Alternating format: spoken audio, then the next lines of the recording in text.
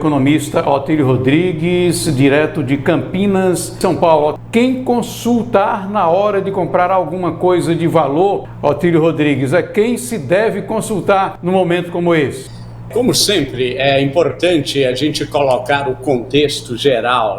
Para a gente se posicionar como cidadão, como pessoa, nós vivemos num mundo hoje capitalista, um mundo totalmente diferente daquele que nós conhecemos quando éramos crianças e que é um mundo que se modifica todo dia. Nós vivemos a sociedade do consumo, onde para você ter status, o que é apregoado aí pelo marketing, pela propaganda, é que para você viver bem, você tem que consumir, você tem que possuir, o que é uma inverdade. Por outro lado, nós temos que reconhecer também que nós vivemos a melhor época de todos os tempos, em termos de qualidade de vida material, porque o mundo hoje nos oferece eletrônicos, eletrodomésticos, computadores, smartphones, móveis, utensílios, ferramentas, veículos, que torna a vida da gente muito mais confortável. Por outro lado, o que ocorre é que tudo na vida tem um preço, desde que o mundo é mundo, nada é bom no absoluto, tudo tem seus prós e seus contras. Se por um lado, essa nossa sociedade atual, o mundo moderno, nos possibilitou viver mais, com mais qualidade de vida, com mais saúde, para você ter uma ideia,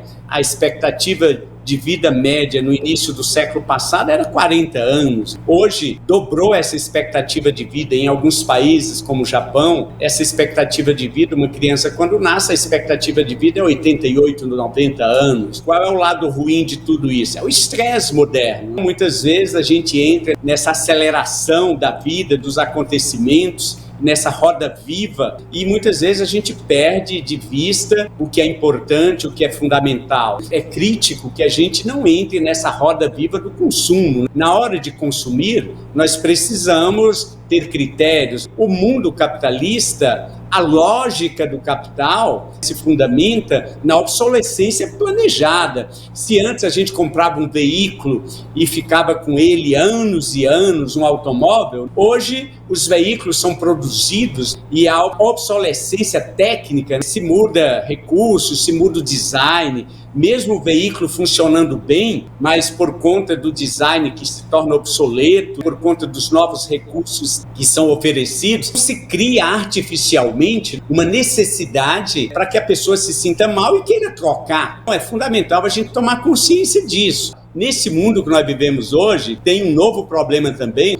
Uma em cada 3 pessoas, 33% das pessoas, estão consultando as redes sociais. Então, tudo isso cria um problema da vida moderna que, se a gente não estiver atento, se não tiver um senso crítico, a gente pode ficar perdido, desorientado, e isso gera um estresse que muitas vezes nem é conscientemente percebido. E aí vem a questão, o que fazer? O cidadão comum, como é que ele deve fazer para enfrentar essa situação do mercado?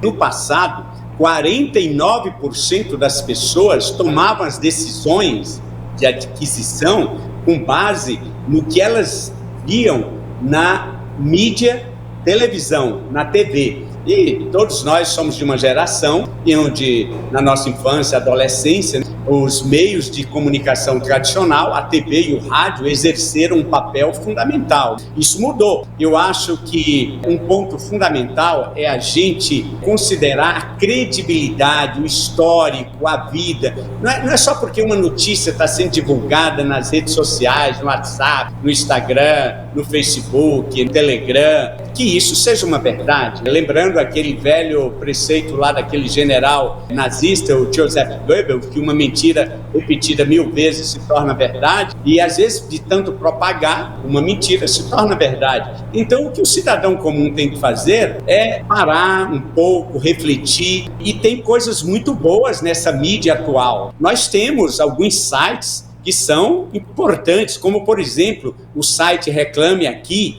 que é um site que eu consulto e eu daria essa sugestão, quando eu vou fazer uma compra de algum produto valioso, é importante você ver, porque esse site Reclame Aqui é uma instituição não governamental, não tem fins lucrativos, eles recebem as reclamações feitas por consumidores e encaminham às empresas. Quando a empresa responde, resolve, ela vai criando um score, um placar, um indicador da qualidade do atendimento. Uma outra ferramenta, Google tem lá a nota em que milhares de pessoas atribuem ao atendimento. É uma outra coisa que eu olho também. Tem diversos sites, é importante a gente ver o histórico. A gente precisa ter alguns critérios e não se deixar levar impulsivamente. A gente tem que desconfiar de ofertas mirabolantes. Essa é uma maneira da gente se defender. Isso faz parte da vida cotidiana de todos nós. Sempre estamos precisando de eletrônicos, de eletrodomésticos, de móveis, de computadores,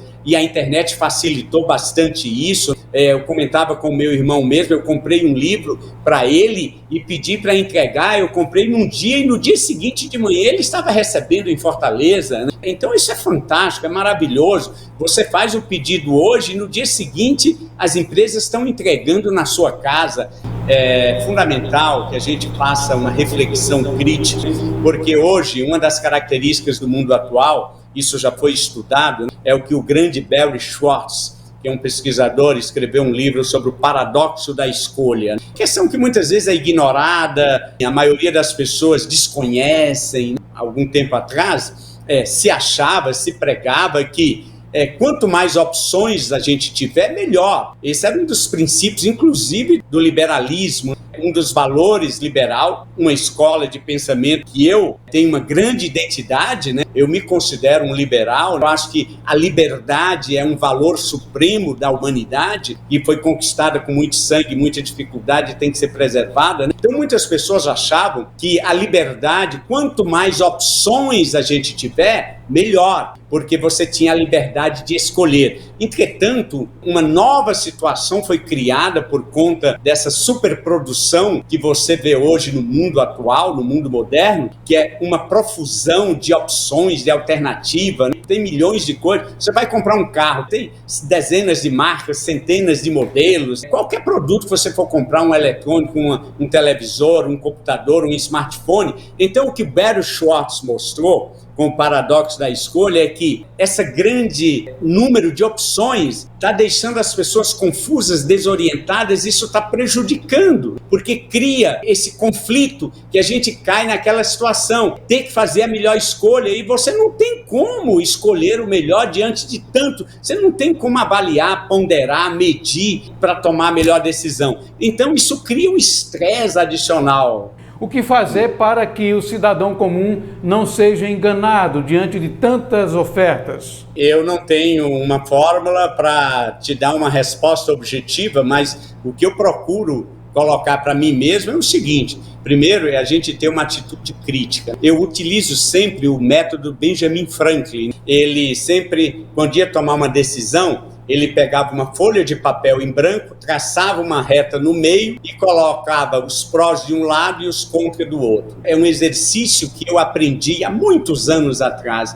e continuo praticando. Olha que Benjamin Franklin viveu mais de 200 anos atrás e continua válido nesse mundo tecnológico que nós vivemos hoje. E isso mostra, é para você não se deixar levar pelo impulso, pelo momento, pela gratificação instantânea, não se deixar levar por todos esses apelos do mundo marketológico que a gente vê por aí. Eu diria que a resposta seria, para a gente levar alguma coisa de toda essa discussão que nós levantamos aqui, é uma postura crítica, é refletir, pensar quais são minhas reais necessidades, o que realmente eu preciso, dar um tempo e fazer, talvez, aplicar esse método do Benjamin Franklin de parar, colocar no papel, analógico mesmo, na mão, escrito, manuscrito, e colocar lá de um lado os pontos prós, as vantagens, do outro lado os pontos negativos, e depois, no somatório geral, você chegar a uma decisão do que é melhor para si mesmo. E como diretriz, essa seria uma boa estratégia para a gente enfrentar o paradoxo da escolha e não ficar desorientado, perdido e angustiado,